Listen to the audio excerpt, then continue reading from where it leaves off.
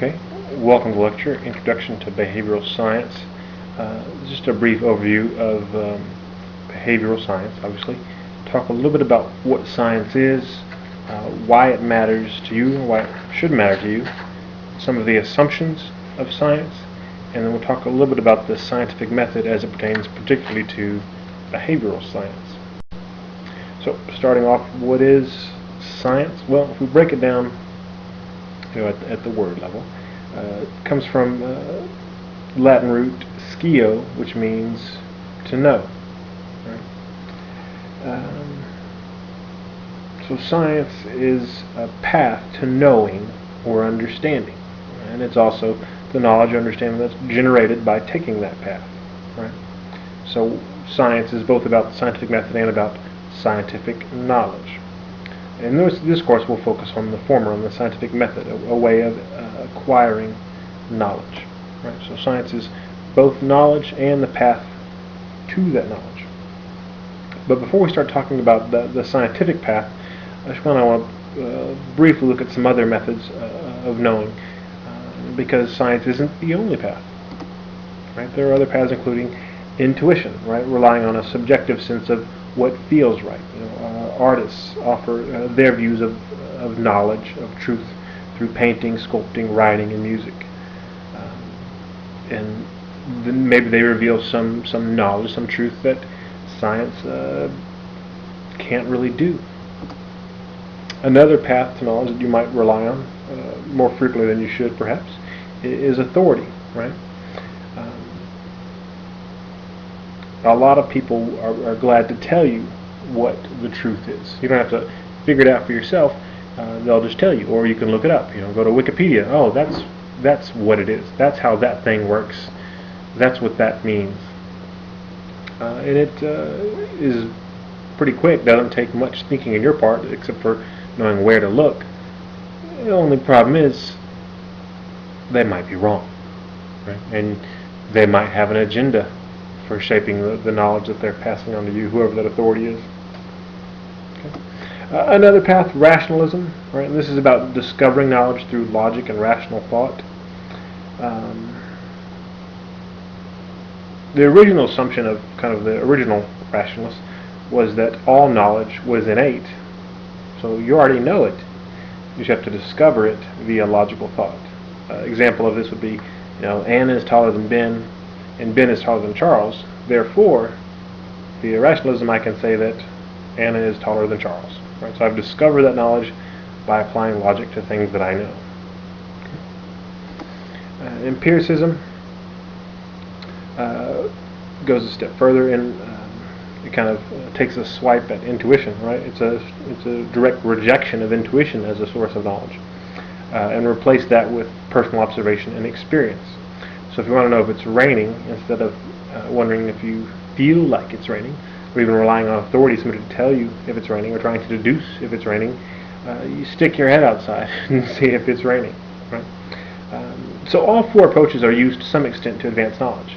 And the scientific path, which we'll talk more about, is influenced by each of these. Right? It tends to be more objective, the scientific method, than the first three, intuition, authority, and rationalism, and more systematic than stark empiricism. Right? It goes beyond just observing and sensing, because it has to do with kind of this combination of empiricism and rationalism, where we're combining what we observe with what we observed before via process of logic to discover more than you could simply with empiricism on its own. I think it is important to note that intuition does often play a role in the process, and of course authority will always influence the process, because it influences what is studied, like what question do you ask, can you ask, and also how it's asked. Right? So a lot of our methods are influenced by authority. Like, well, gee, I want to know, is this scale that I come up with, is it sufficiently reliable to use to measure something? How do you know if it's sufficiently reliable? Well, we rely on some authority that said, well, the Cronbach's alpha should be above 0.8. Why above 0.8? Because I said so. Right? We often don't know the why, but we rely on some authority, even down to why we use particular statistical methods or thresholds. So why does this stuff matter to you? Why should it matter to you? A variety of reasons. One, just in terms of being able to think critically. I think learning the methods of behavioral science, reading about it, thinking about it, trying to do it, will make you a more critical thinker, which is important because you're bombarded daily with newspaper, magazine, web stories that report and draw conclusions from research results, right? So studies have shown, they don't actually tell you about the studies, but they will tell you the end part, and they'll tell you what it means, right? They'll tell you, yeah, type A personalities suffer more heart attacks. Eating large amounts of fruits and vegetables prevents cancer. An aspirin a day keeps the doctor away. Right? Well, how do we evaluate these claims? Should we evaluate these claims? Should you maybe just accept them? Well, Newsweek said it. It's fine. Well, a good background in research methods can help you evaluate things critically if you choose to. If you choose not to be a passive receptacle for knowledge, if you choose instead to play an active role in shaping your own truth, learning about behavioral science and research methods can arm you to do that.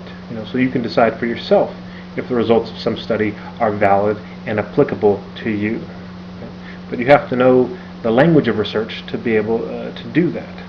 Okay? Related to that, in your professional life, being able to understand research may be relevant. If you are wanting to go on to graduate school and a PhD program, definitely need to know how to do research. In the mental health profession, of course, it's vital that you are able to understand research articles, to critically evaluate them, because the practice of psychotherapy, of counseling, is predicated on behavioral science. If you take away the science, we're just a bunch of wackadoodles trying things we think are neat, right? There has to be a reason why you're doing what you're doing. It has to be an empirically supported reason. There has to be some evidence that this thing should work, this technique, this theory, this approach, and it's not just randomly you trying stuff out on the unsuspecting public, right? Our profession demands that there's an empirical base, and if you're not prepared to read research, then you'll be relying on somebody else to tell you, again, what the research says to do your work. Even outside of mental health field, educators, teachers, more and more are being pushed to understand research. If they want to keep up with the latest on what are the most effective teaching strategies or ways of dealing with student problems, increasingly you hear empirically based strategies in that field.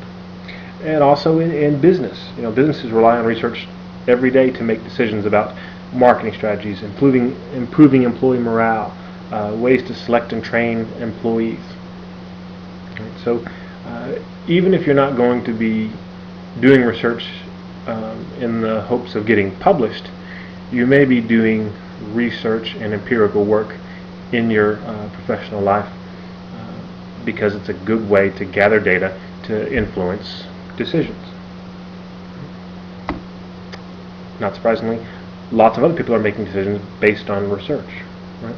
Scientific research is becoming very important in shaping public policy. Legislators and political leaders at all levels are taking positions based on research findings, right? And they're kind of using research as a stick. Sometimes say, hey, we have to do this now because research says yada yada. Now, if you're going to be an informed citizen that's going to participate in the democratic process, again, you need to be prepared to evaluate the claims people make and evaluate the research that they're basing their claims on. Okay, and finally, perhaps you're interested in conducting research yourself. Fantastic. And again, either publication or just for fun, which you should always get IRB approval to do any research project. Or if maybe you're in the mental health field in your own practice and you want to evaluate, hey, am I being effective at helping clients? And I want to systematically, objectively look at that. Okay, well then you need to be able to do research to figure that out. Right, so anybody can do research. If you want to do it, great. You don't have to have a particular personality or educational background, anybody can learn more about how to do it. But it does take a couple of attitudes for it to work well for you. One, you need to be slightly skeptical, and this isn't paranoid that everything is a lie and nobody tells the truth, but this is, if you're going to do research, you have to have an attitude of, okay, maybe that's true, show me. Even for your own ideas, I think this might be what's going on, but let me test it, let me figure it out for sure, let me get some data. If anything anybody tells you, oh, well, this is how you should raise your kids, this is how you should treat your spouse. Really? Show me the data supporting that. I'll be glad to consider that opinion. But opinions will have more weight with me if they're data to back them up. And once you show me the data, I'll say, how did you get that data? Right? So there's always that level of skepticism. On the flip side of that, you also have to be somewhat open-minded, right? So if somebody tells you, we think that this is the best way to parent children. If you dismiss that out of hand, oh, that's not right, it isn't how I did it. Okay, now you're not being a scientist. You're not thinking like a researcher. You have to consider the possibility that something that's outside your own experience could be true. And again, you go to, maybe, let's see. Let's look at the data. Let's gather data and figure it out.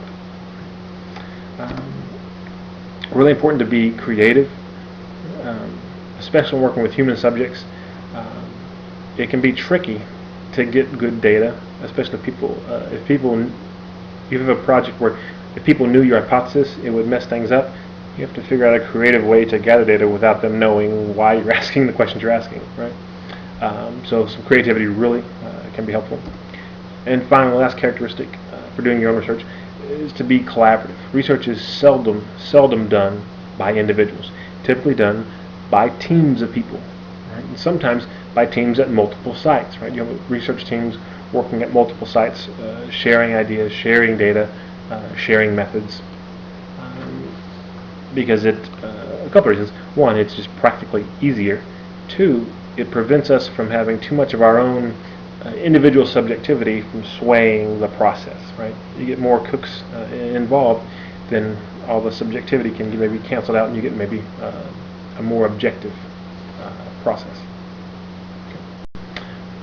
On to some of the assumptions of science. I'll talk about 5 of these. One, order, that there is pattern behind the chaos, right? Events in the world are orderly and predictable. Things do not occur randomly. If there were no patterns, there would be no science, right? The only way to gather knowledge then would be intuition, because who knows what's going to happen? I've got a sense of it, but you can't predict it because it's all random, right? So there is an assumption that the world is orderly. Not only is it orderly, but every event has a cause. And these causal antecedents completely explain the event. And that's not that we ever know all the antecedents of an event, but we assume when something happens, theoretically it's possible to know all the antecedents. Right? With human behavior, it gets a little trickier. You think about the people that blew up the World Trade Center. Theoretically, it's possible to understand all the reasons, all the things that contributed to them choosing that behavior. But with humans, it's not just, okay, right before it happened, there was this, and this, right? Because humans develop over time. So you have to go back across this developmental trajectory and also look broadly outside the person into the system they're embedded in terms of families, and the system that's embedded in terms of geography, politics, culture, religion, all those things. So if you can figure all that out, then you can explain anything. And again, not that we ever assume we will be able to figure out the precise cause or all the causes of events, but there is the assumption that every event has a finite number of causes that can fully account for that event. Third, parsimony, and this is the idea that all else being equal, the simpler of two explanations is the best. People often refer to Occam's razor here, right? And this isn't just, the simplest is the best. It's the simplest of the best is the best, right? If there are two theories that explain a phenomenon equally well, but one is simpler, well, the simpler one is better. Now, if those two theories, one is more complicated than the other, but the more complicated one provides a better, more consistent explanation, well, then the more complicated one is better. So it's only if they explain things equally well, account for equal amounts of variance, then you go to, okay, well, now, which one's simpler? That's where parsimony kicks in. Okay, replication. This is the idea that if you find something, can you find it again? Or can someone else find it again? Right? And this is part of the reason we require people to publish the method whenever they're publishing their research findings. Well, you have to tell us how you found it. That way somebody else can do it again. You have to have enough detail that it can be replicated. Right? And this is meant to keep science from being a source of unquestioned authority for knowledge. Right? So if we didn't have people publish their method, then they could just, hey, here are my findings. Trust me, I did it right. No, show your method. That way I can do it too and see if I find the same thing. If not, maybe you made a mistake. Maybe I made a mistake. Maybe you lied. I don't know. We'll see. That's why we never have really a whole lot of faith in one particular study's findings until it's been replicated a number of times, right? As the number of times an effect or a relationship is replicated, the more the faith grows that it's true. If one or two studies show something, future studies fail to replicate it, now we lose faith in that effect or relationship. And part of the reason for this is there's a recognition that the tools of our science are imperfect. We might make errant conclusions, right, in one study. And based on the statistical science we use, there's always that probability, right? Statistics is a probabilistic science. There's always some chance that we've made a type 1 error or a type 2 error. Not surprisingly then, there's an impossibility of proof and disproof with one study. Right? In any given study, you're dealing with some portion of a population, right? So a sample drawn down. And the assumption is that we can use statistics to help us estimate the probability that something is true about the population from which the sample is drawn. But this probability will never be 1.0, right? So if everybody in the sample we find an effect, okay, well then it's true. Well, it might not be true for everybody in the population. It probably is, but we can't say for sure. We haven't proven that the effect will always happen. We've proven that it can happen, but to prove that, okay, if A, then B all the time, no, we can't do that. Similarly, we have an impossibility of disproof with a single study. Just because we didn't find something to be true in our sample doesn't mean it's not true elsewhere in the population. So we didn't see that effect, but maybe if I had gotten a different group of people, I would have seen the effect. So, which that usually means it's not true for everybody, but it may be true for some people, right? So this treatment didn't reduce depression in our sample, but the treatment may still be effective for some people. You just have to figure out what that other variable is that says, oh, well, it's people that have been depressed for less than 2 years. That's when this treatment's effective. Maybe. You got to figure that out. Because of those things, we can't prove or disprove something with a single study. Our confidence in proof or disproof, again, grows with replication. Okay. The scientific method, as we talked about already, it involves a path to knowledge, and there are certain steps. You start with observation, right? You're looking around, you start wondering, right? So it sounds a bit like empiricism, probably. So you notice something in the world, and you begin to wonder if it might be true in more than one instance, right? So maybe you're using some intuition here too. So a question begins to form in your mind as you wonder about some phenomenon. But what is it you want to know? Well, that part is related to the goals of science, which can be abbreviated DUPC, right? DUPC, D for description, the most basic scientific goal.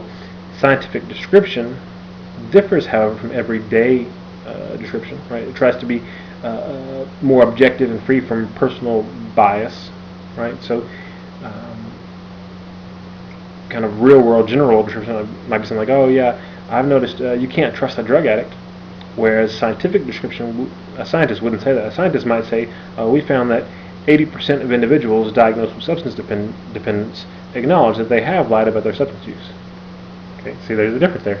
One's more precise but more objective, and the other is more of the opinion-y description of human behavior.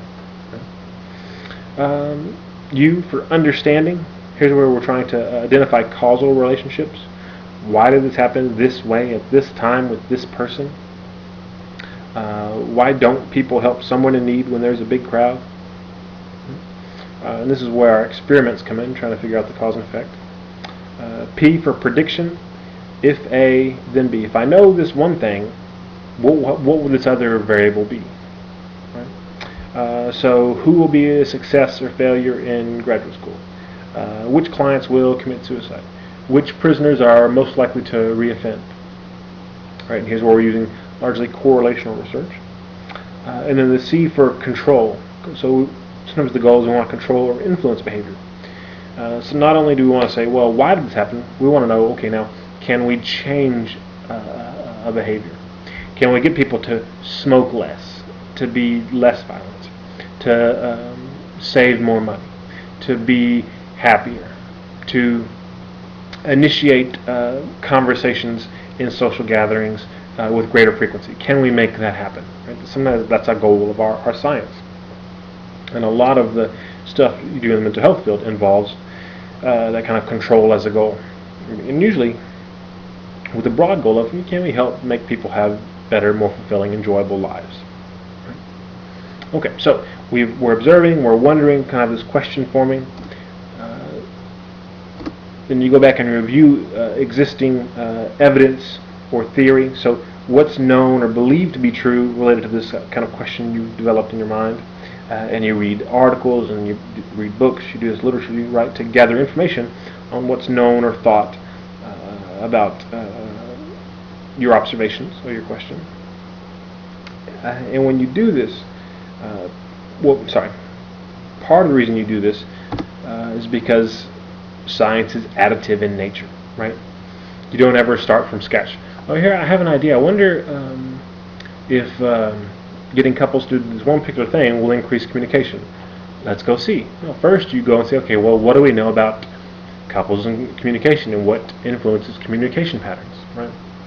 Because you don't want to go off and try to prove something or show something that somebody has already shown several times. It's been fully replicated. There's no reason to waste your resources doing that. Right? Because it's a waste of resources, a waste of time, and it doesn't move science forward. Right? And that's one of our goals too, is to build knowledge out. So, okay, well, we know this, what's next? And so to get to that what's next, you've got to know what came before, which means you've got to go back and do a good lit review. Sometimes this is a matter of reviewing evidence, so here's what people have found, but also it's important to look at theories, right? Because the theories are these structures used to organize ideas. And it's more helpful for us to test theories and move a theory forward, or say, no, that there's no good, we're going to get a new one, than to just kind of randomly, here's a finding, well, we don't know how they connect, right? We've got some structure, some schema for how these ideas connect. Okay, let's polish that thing and get it to where it needs to be. Again, and that'll move science forward more systematically than doing research that has no connection to theory. Another thing that can be helpful in reviewing the existing theory and evidence is you might find that you need to refine your research question. Oh, I was going to look at this, but now that I've read some stuff, now I realize that that's not my question. All my question is really this. Ooh. Or I realized I was going to measure this construct this particular way, but now I've read some things, I realize a better way to measure it or conceptualize it is this other way. And last, reviewing existing theory and research typically helps provide the basis for your hypothesis, right? So what you think the answer to the question is, okay, well, you should have some idea of what the answer might be. Again, you're open-minded about it, you could be wrong, but some idea. You should be able to connect it to, okay, well, we know this, this, and this, therefore I expect this to happen. Not just, I got a gut feeling, right? You should have a basis for your hypothesis, for your expectation of the outcome of your study. Okay, then you're going to derive a theory of your own, extend an existing theory, or from evidence. So review stuff now and think, okay, I got this idea. Here's what I think is going on among these variables, right? Here's my theory, or here's a theory that's out there, and here's my twist on it. Right? And again, a theory is just a conceptual framework used to explain relationships among and between variables. Right? It's what you believe about how things are related and or expressed. And it could be that you have a theory that there's a cause and effect relationship between things. It could be you just have this theory that two things are associated or related and not necessarily kind of predicting any kind of cause and effect relationship. Depends on what you find. But you get an idea of, okay, here's how I think the variables are related. Which is, again, your theory is your expected relationship between variables. Which is different from hypothesis. Your hypothesis is derived logically from a theory. And basically it's an if-then statement where it's if the theory is true, so if there's this relationship between variables I expect, then what will I see? Right? What will I see in the real world? So for a hypothesis to be scientific, three things have to happen. One, it must be testable. Right? And that requires that you're able to measure all the variables you're interested in. You know, if my hypothesis is, oh well, if chakra alignment is related to good health, then people whose chakras are aligned will be healthier than those whose chakras are malaligned.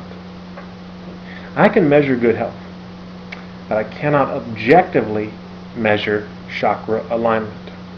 Right? Unless there's some new technique I haven't heard of. To date, I don't think you can do that. And so, not to say that that's wrong, it's just not a scientific hypothesis because it's not directly testable. Okay. Similarly, the hypothesis must be falsifiable. Right? It must be possible to show you're wrong. And this is often about how you word it. Right? So if my hypothesis is that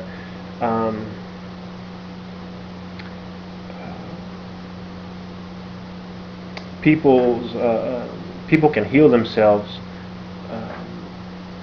without medicine, simply via cognition.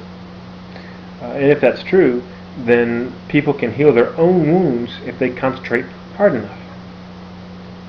So now, notice I say if they concentrate hard enough. Now, if I go do a study and I find people didn't heal themselves, I say, oh well, if they don't heal, that just means they didn't concentrate hard enough. Okay, well that's not a falsifiable hypothesis, because no matter what the results are, I can say my theory is still right. Okay, well again, and maybe it's true, maybe you can heal yourself by thinking, but it's not falsifiable the way it's stated. And the last one, the one that people the first two most people kind of get, and they always do. The last one people struggle with. It's not that it's real complicated, I think you should forget. Hypotheses should always be positive, right? The hypothesis in your study cannot be the null hypothesis. You always have to be hypothesizing the alternative to a null. Right? So that means that you must hypothesize the presence of a relationship, not the absence of one. You must hypothesize that a variable has an effect on another variable, not that it doesn't have an effect. Okay? And this is largely because of the way we test hypotheses statistically, right? Because we go in with our statistics with the assumption that there's no relationship, and we calculate the probability that this lack of relationship is true, right? So if it's highly unlikely there's not a relationship between two variables, we conclude there probably is a relationship between the two variables, which I know is always kind of complicated. But the thing to kind of remember here is, if you think something doesn't have an effect, you want to show that a therapy doesn't work, that's fine, you can do that study, but you need to have something else in there that will have an effect. Okay, here's two studies, I'm going to compare them, and I'm going to show that therapy A is superior to therapy B. And then you can say, okay, yeah, therapy A had an effect, therapy B had no effect. But you can't do a study you're saying, I want to show that therapy B has no effect. You can't do it. You have to have a positive hypothesis in there somewhere.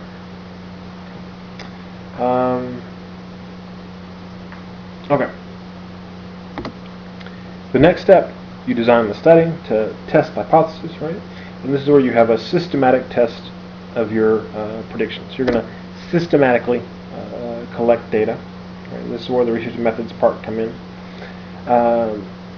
You're going to be making a lot of decisions here in terms of how you're going to define the variables, coming up with your operational definition of your variables.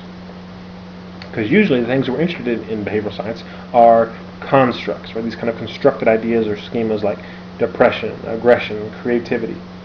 These aren't things that you can simply observe directly. Show me your how much depression you have. What does it weigh? Right? It doesn't have physical properties. It's not tangible. They're ideas and constructs. So rather than measuring these things directly, what we have to do is measure some marker that we think indicates the presence or absence of a construct. Right? So the assumption being, okay, well, if you're depressed, you'll cry more often. Right? That's part of the construct of depression. So to measure depression, we'll measure how often you cry. Right? It doesn't measure it perfectly because it could be you watched a really sad Hallmark commercial and it made you cry and you weren't depressed, but it is going to be an indicator on our measure of depression. Right? And we'll talk later about when things more accurately represent a construct. That means that you have greater construct validity. And when they less accurately represent a construct, you have poor construct validity. But anyway, you'll make decisions about how you're going to collect data, how you're going to operationally define variables, and those choices will influence your construct validity. And back up one second. Construct validity applies to the variables you measure and also potentially to the ones you manipulate. See, I want to see the effect of fear on something else. Well, the way that you're scaring people, the way that you're inducing fear, has some amount of construct validity. Right? If you're using a little rubber bat to scare people, that may have a different level of construct validity than if you hire an actor to jump out of a dark alley with a machete.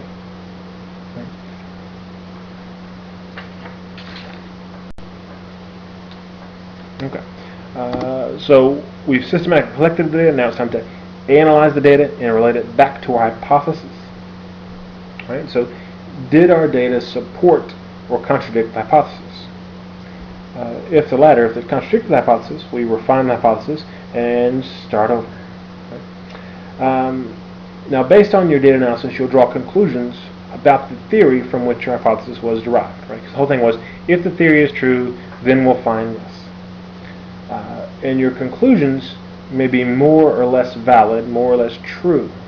And there's two important types of truth or validity to think about when interpreting the results of a study.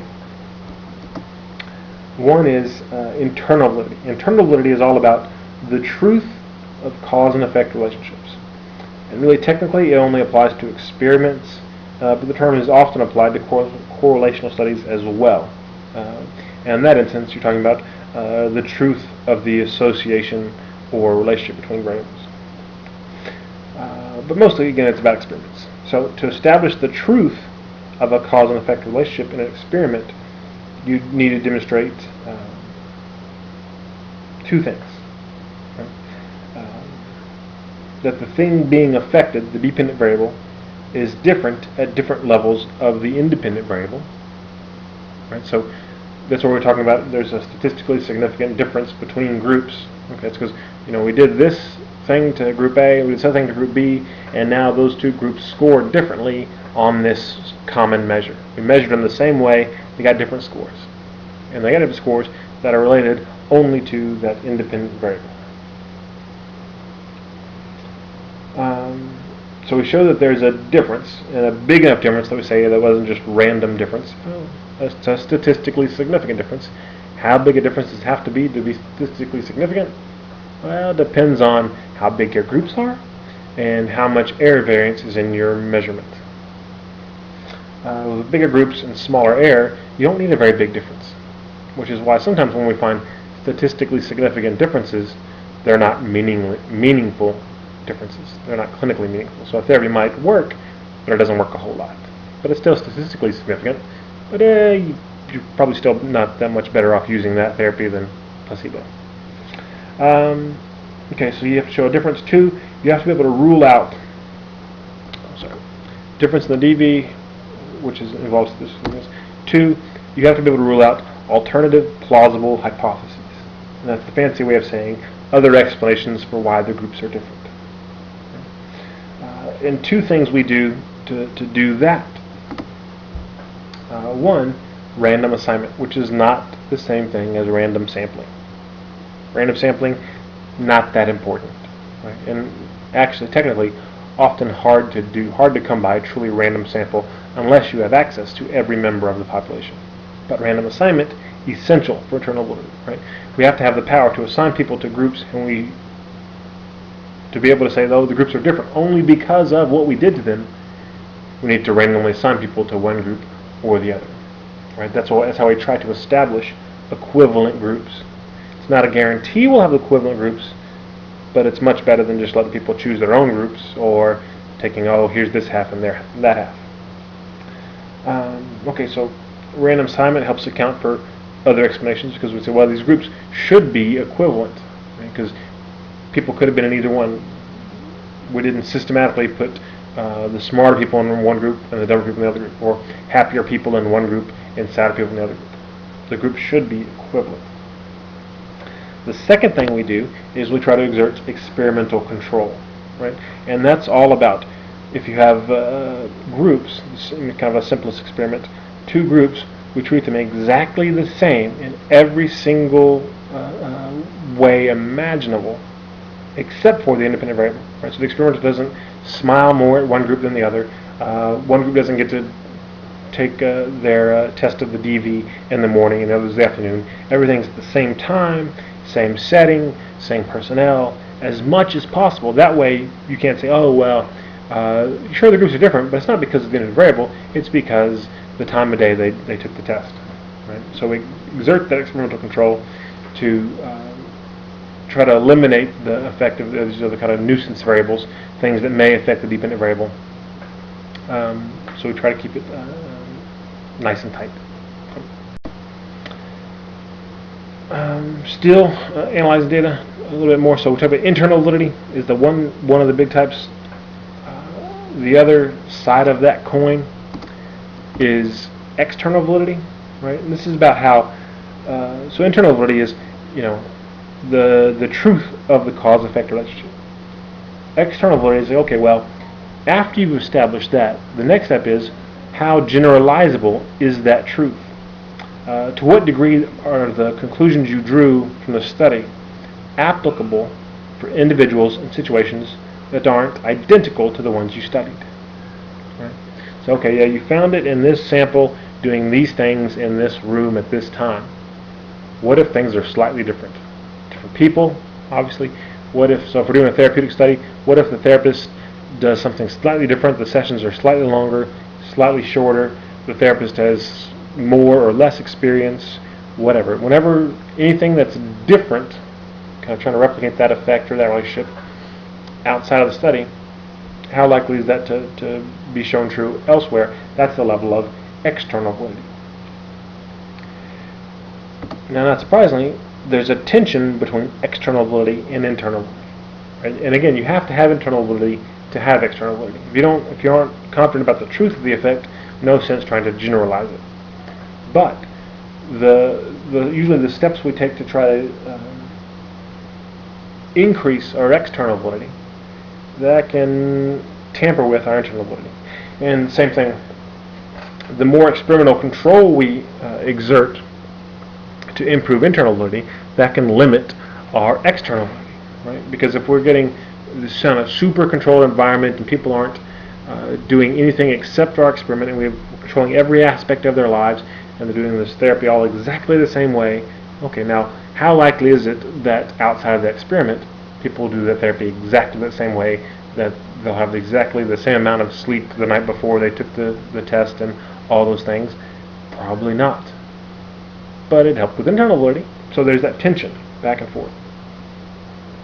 Another important thing to think about with external validity is that it is subjective. And it's not subjective in terms of, that's good, that's bad external validity. It's that external validity is dependent on the goals of the person evaluating the study. who or what do you want to generalize to? Right? If you do a study looking at aggression in kids, the conclusions may not generalize to adults. People say, oh, it has poor external validity. And you might say, well, I didn't plan to generalize those results to adults. So no, its external validity is fine. Right? So it depends on the target of your generalizations. Okay? So to some extent, external validity is in the eye of the beholder. Most often people will here we'll be talking about the composition of the sample when discussing external validity. Oh, did you have a representative sample? Did you have a diverse sample? And again, if it was representative of the population, depends on what population you're talking about. Because typically it's not the population of all people. There's some population that the researcher was interested in studying. And if you're looking at a study, you may, or somebody else is citing the study and they're saying, oh, so-and-so found this thing, and so people are like this. They may be generalizing some other author's conclusions in a way that is beyond the population that was originally studied. If so, then those claims have poor external validity. And it's nothing to do with the author. The author did fine. It's somebody else going back and overgeneralizing. Okay, so it's something you have to watch for in your review. Okay. One aspect that isn't often considered is that any given study occurs at some point in time. Right? So the findings about what people are like at that time may not generalize to what people are like at some point in the future, especially at greater distances of time. Right? So paranoia about traveling with individuals of apparent Middle Eastern descent was different in the U.S. immediately post 9/11 than pre 9/11. Right? People have been studying that variable, studying kind of racism towards people who are ethnically appear to be from the Middle East. There'd be this huge spike. Wow, these Americans are very racist. But before 9/11, they go, no, not that bad. Well, I don't know. But they certainly would have gotten worse. So time is a relevant variable too in terms of how generalizable things are.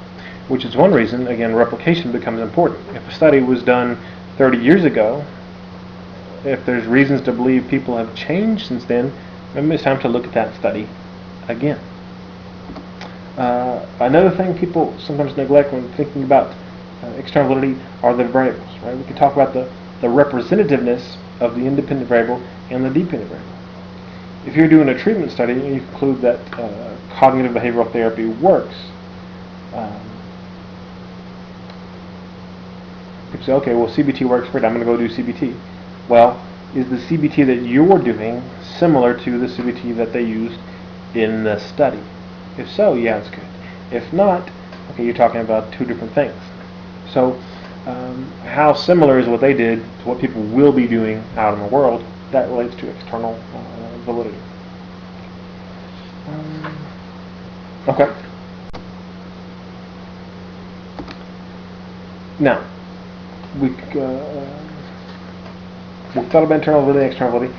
Now we go back and we relate our findings to existing theory and evidence. Because remember, what matters most is how the collective body of knowledge moves forward. So you've got to figure out how your findings fit in with what's already known or suspected. Does it fit? If it does, now you've strengthened some theories maybe you're reciting. If it doesn't fit, now you're possibly challenging existing theories, calling for modifications of theories. Or you need, maybe you're concentrating more research, and then if your findings are confirmed again, yeah, then definitely this theory needs to be modified. So maybe you say, well, the theory is true, but it's not true for these people, or it's not true when this other thing is present. Right? And if you've done that, now you've advanced science. Fantastic. And then you're done, right? Well, no, not exactly. Then you derive new hypotheses, right? The end of every study contains the seeds of a new study. Right? If your predictions were not supported, then you've got to do another study to figure out why. If they were supported, then you've got to see, well, is it true in other settings or with other people, right? That speaks to that external validity. And again, my take on external validity is don't try to do it all in one study. Do a good tight study that has good internal validity.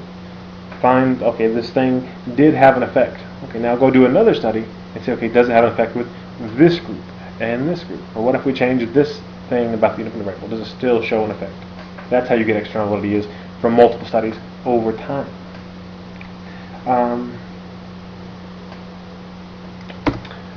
So not supported if it is supported.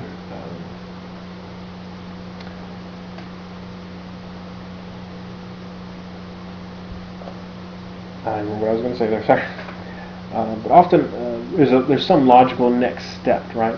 So if you find that negative self-talk contributes to depression, well then the next step is, let's see if an intervention aimed at decreasing negative self-talk ameliorates depression, right?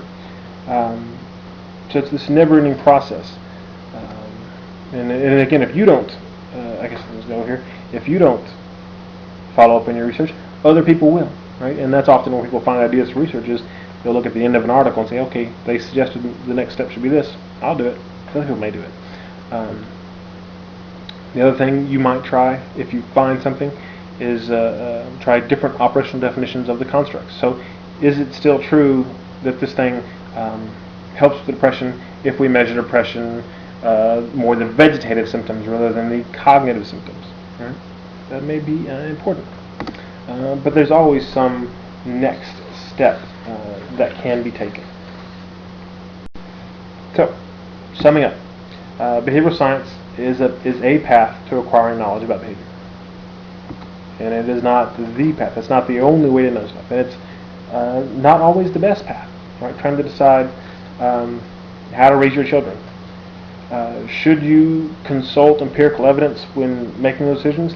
Yes, absolutely. I think so. That's my bias. Should you base your decisions 100% on that? No, because you probably can't, because science won't give you usually clear answers on what to do. They can tell you, well, when you do this, so let's talk about spanking. When children are spanked, they often exhibit higher levels of aggression. Then you have another study that says, well, okay, in this group, kids that were spanked showed fewer behavior problems 10 years later than this group where kids weren't spanked. Okay, so should you spank? I don't know. You've got the evidence, now you make the decision. But if you are looking at science, you can make a more informed decision rather than just doing, what people did before you or what you saw on Facebook. Knowledge can be used to influence decisions, scientific knowledge in particular. So if you want to play an active role in shaping your life and the world around you, you need to figure out how that knowledge is being developed. The scientific method has an emphasis on a systematic approach to gathering information that's aimed at lessening the impact of bias on building knowledge. It doesn't reduce the impact of bias. It does reduce it. It doesn't eliminate bias, right? Because people still choose what to study and how to study it, which bias can often figure in there. But science at least attempts to lessen the impact of bias from other pursuits of knowledge. And finally, the truth or validity of conclusions that can be drawn from a study depend on multiple factors. Many of them decisions that the researcher made when designing a study. So some of it's about designing it, and some of it's about after it's done, how far are you trying to apply those conclusions. So those are the things we'll be learning about in research methods. Hopefully you'll enjoy it.